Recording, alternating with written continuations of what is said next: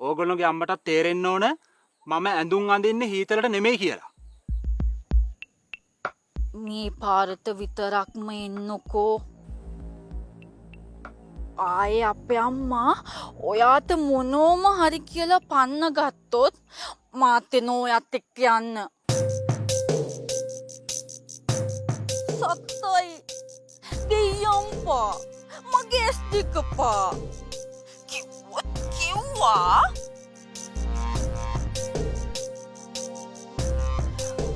නිකම්ම නෙමේ මං එන්නේ හොඳේ.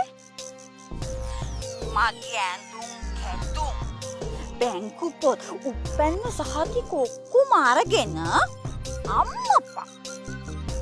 මම දැන් ලියුම් අගයක් දාන්න ගොඩ මූණට යනවා. ඒ ගිහින් එන ගමන් දවල්ලා ඔය පැත්තට එන්න. ලියුම් අගයක් දාන්න යනවා. කාටද? මනමාලියන්ටද?